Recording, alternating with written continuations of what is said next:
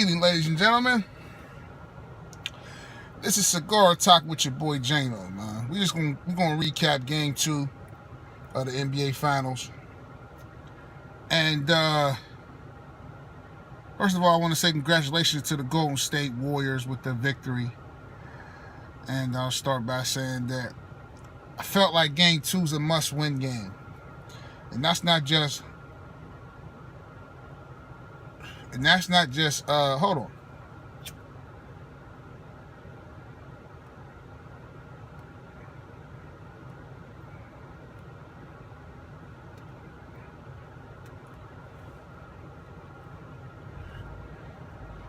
And that's not just for the Golden State Warriors. That's just for any series, I feel like. Especially if you lost Game 1. And even if you won Game 1, you win Game 2, you got the 2-0 cushion, whether it's on the road or whether you at home, whatever the case may be, that 2-0 cushion is a good cushion to have. You know what I mean?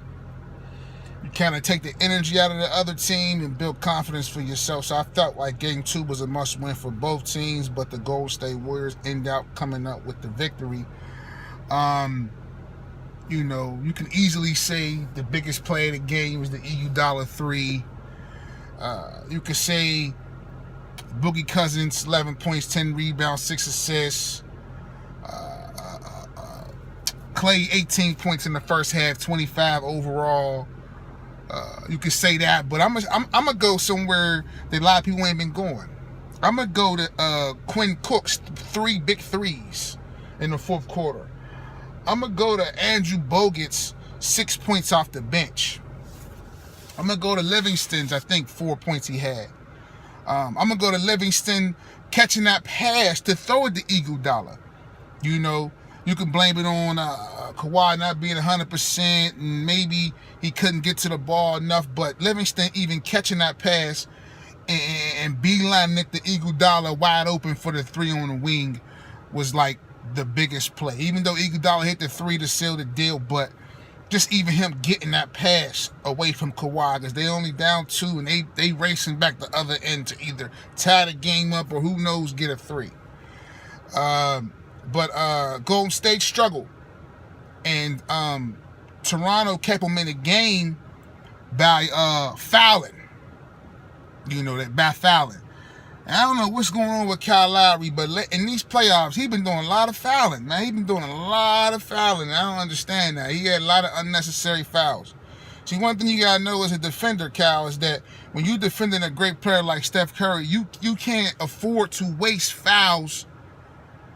You just can't afford to waste fouls when you got to guard a great player. You know, every foul, everything has to be focused on him. You got to use all 6. If you're going to foul out, all 6 got to be on him.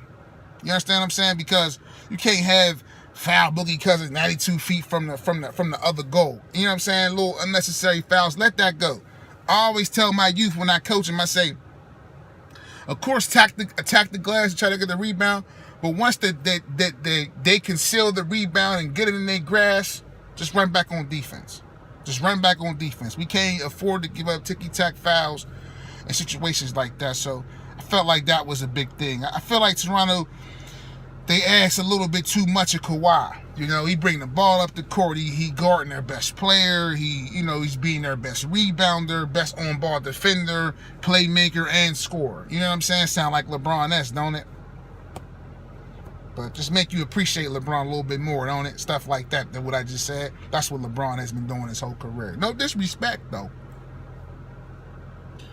But, you know, the Princess Zamunda, you know, Draymond said he was going to neutralize him, and that's exactly what he did. So I have to give kudos to Draymond for that. But I just feel like, you know, like Toronto needs some more playmaking. You know, I just don't feel like they got enough playmakers, honestly, to help out Kawhi in games like that. You know, he didn't have a bad game or anything. He went 8 for 20. What did he have? 34 points. He went 16 for 16 from the free throw line. So he didn't play bad. But I feel like it was some stretches down the floor in that fourth quarter where he didn't have the ball. I would say like 5 minutes into the, I would say between like the the 8-minute mark to like the 3-minute mark, so like a 5-minute stretch, I felt like he wasn't effective, where I don't feel like they really got him the ball enough to make decisions. Another thing, this is just NBA based to me. You know what I'm saying? I just feel like teams nowadays, the fact that they're getting away from the big man, the posting up and so on and so forth, getting caught up in Golden State style of play. It's one thing to play like Golden State, and it's another thing to have shooters like Golden State.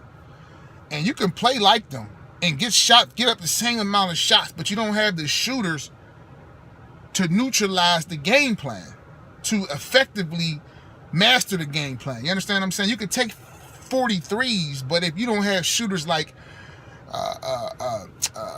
Steph and Clay, it doesn't even really matter. But what I don't like is that teams don't punish Golden State for switching off every screen. They switch every screen. So there was a lot of times where Kawhi would have Steph on him in the paint, and they just wouldn't go to him.